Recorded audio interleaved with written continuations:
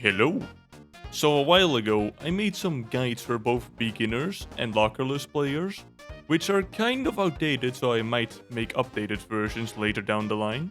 But I thought, why not do a tier list type video? Because it's probably more convenient to listen to, since I can just take my time discussing like individual topics, like each entity, achievements, hazards, etc. But since I've already talked about most current entities and hazards in my beginner's guide, and dropping achievements in a tier list is not exactly the most helpful thing, I decided I could start with a tier list for pressure items, since I've hardly talked about those. And it might help some players on picking what items to use and to avoid, and maybe with certain strategies for attempting lockerless. So anyway, with that out of the way, I hope you enjoyed the video.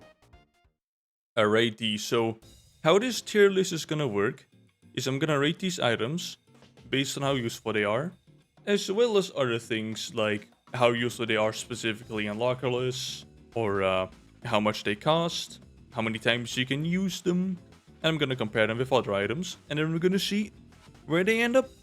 But first of all, I made a little progression items tier over here, as you can see, and I'm gonna put the key cards and this decoder, was it, all in here, because they're not really useful items. They help you with progressing. Well, these are obvious. They like open code required doors. There's not much to say about that. The decoder though is like an item for the vault, which I'm not familiar with at all. I think it like unlocks a higher difficulty or something. There was like a secret with the hunt event or whatever. I don't know how the thing works, but it's basically the same thing. It's just for progression, so it's not useful. Unless you want to like accidentally or on purpose blow up a teammate that hasn't unlocked this. Because that's a thing you can do apparently. Anyway, batteries are the first one. And you can have 5 of them. They cost, how much do they cost? Like 25 each. And you can buy 3 in the dropship. And you can buy them from Sebastian for 50 a piece. They charge half your battery of like a light source. Actually, only light sources. Does it work? I think it also works with the book. Yeah, it does. Alright, so anyway, this is an A tier. They're cheap. They are good for your battery life, because they recharge it halfway. But yeah, it's just a solid A tier. There's not too much to talk about there. And then we have the flashlight. Just the default. And I personally don't like it.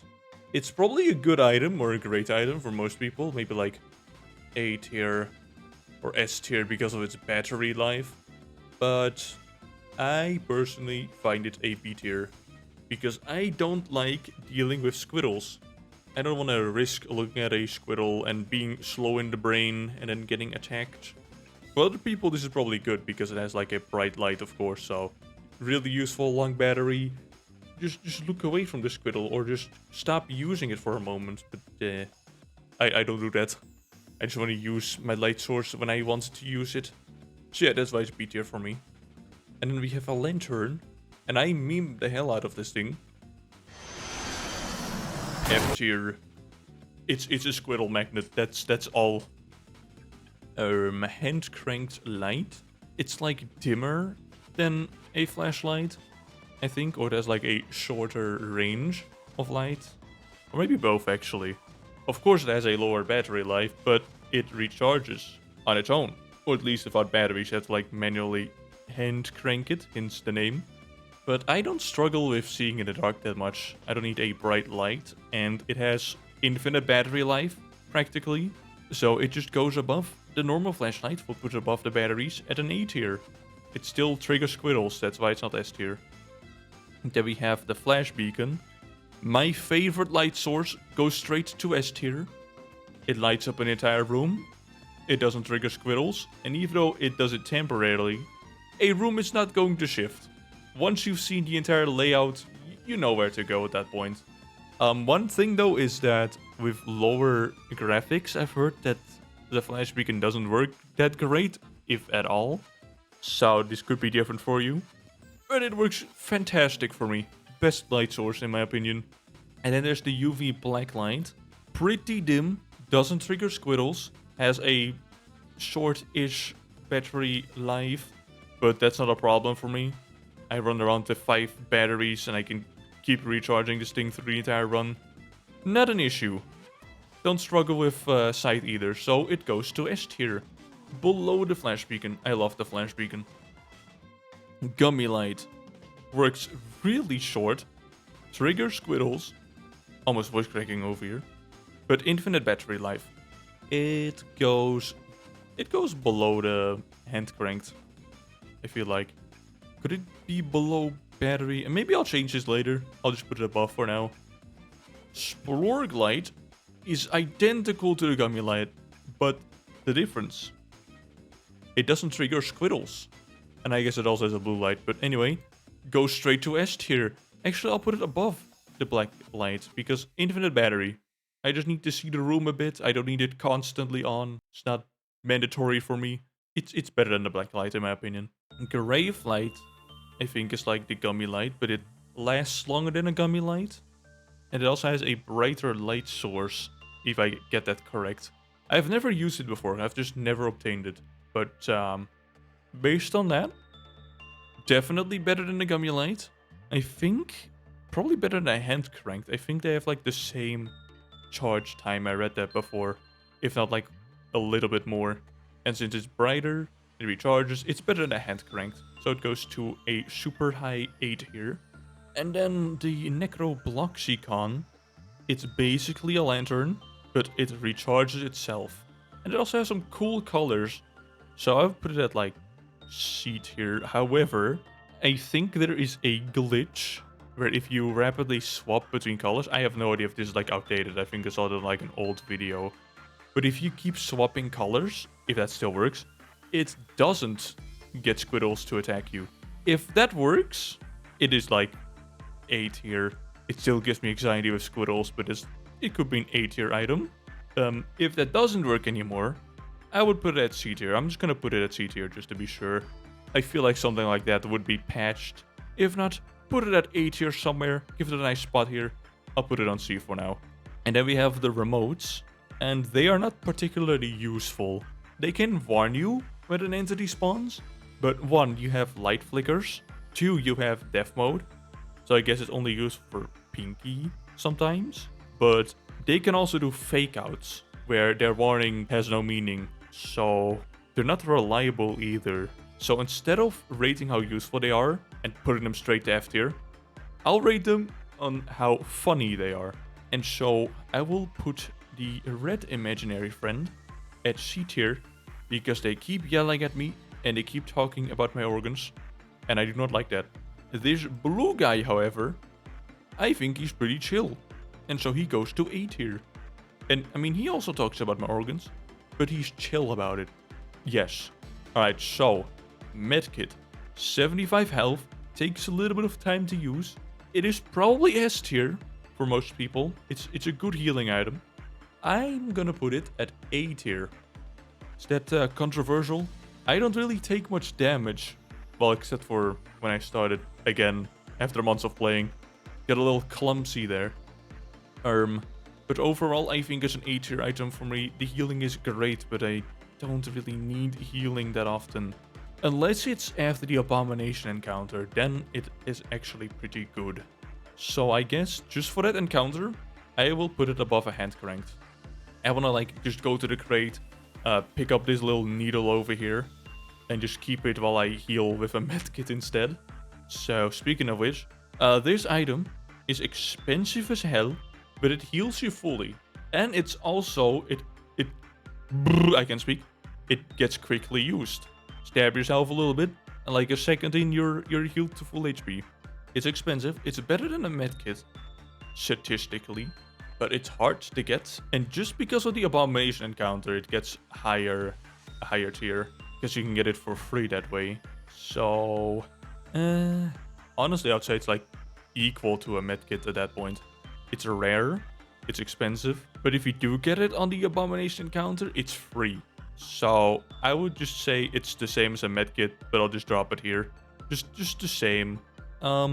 This yellow needle is for the hunted expedition, or is that the vault now? I really don't know. I do not play these expeditions. It's with the crooked and that screamy 173 thing that you have to flash, and Pipsqueak. And so this heals for 25, and I think it's the only healing item you get there, which, you know, what do we call this in the business?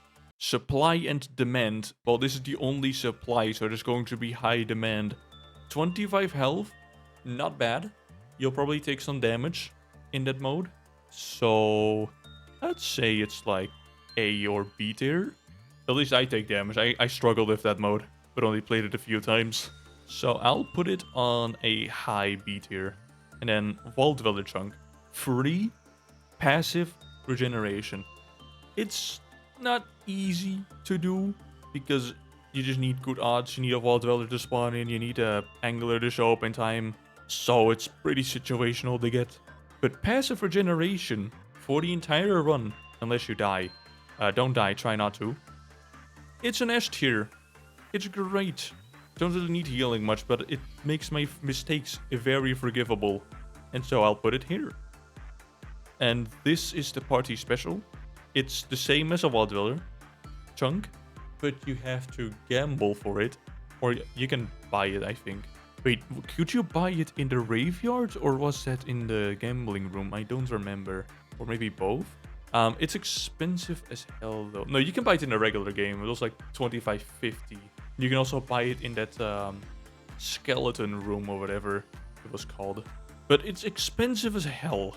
Alright, so that will put it in a low A tier. Definitely above the remote. Just get a medkit like a normal person. Unless you're able to spend that much money, I guess you go for this then. And then we have, which one is this? This is the graveyard one. Heals 25, costs 150. It is the equivalent of this needle, except it costs. And it's also in like a more safer area. So it's definitely below the needle. I guess do it below the flashlight. I don't struggle much against the candle bearers at all. And the centipede is not that hard either. The bouncer can sometimes catch me off guard if I'm in a dead end and I can't juke him.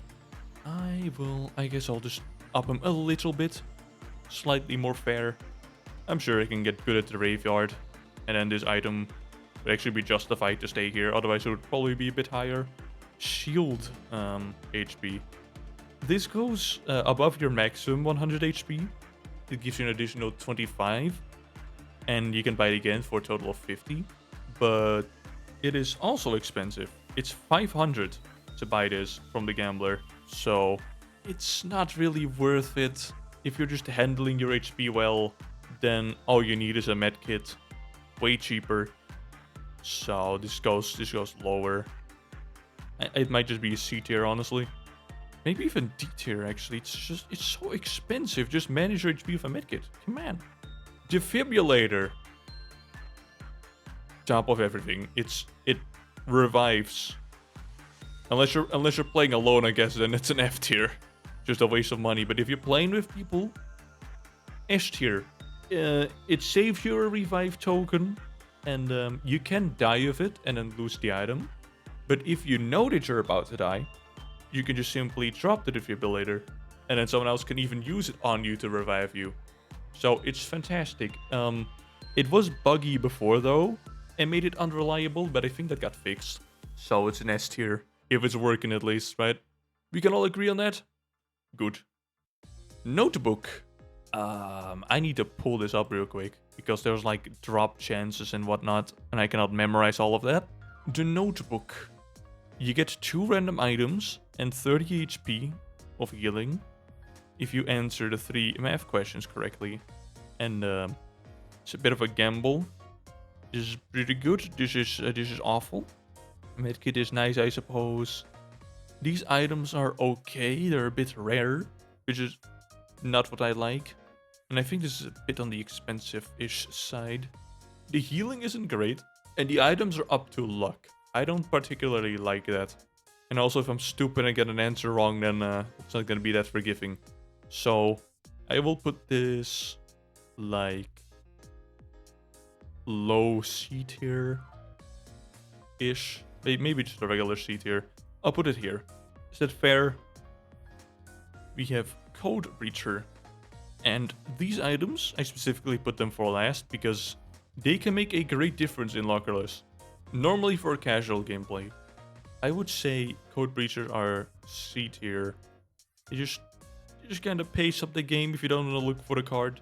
Can be helpful if you're in a rush, but it's not really that needed. Just convenient. But for a Lockerless run, this is definitely S tier material. Because if you're out of a safe spot, far away from it basically, and you're trying to get to new rooms to find a new safe spot, and trying to go there as fast as possible, using a Code Breacher to just go right at the door and continue can save your life. So I would put it at like a middle ground of a middle A tier. Yeah. Good in the ridge as well, by the way, because that's the place where you especially want to run if you need to. And this will help you get through those annoying keycard doors. There's usually like an average of 2 keycard doors in the ridge, with my experience. Sometimes there's none, maybe there's 3 if you're unlucky, but 2 is usually the amount you need. And you can buy 3 of them from the dropship. So yeah, it's great for Lockerless. And then we have the Needle, which is a bit more new, to me at least. I haven't played the game much, so it's the same story with the Code Breacher.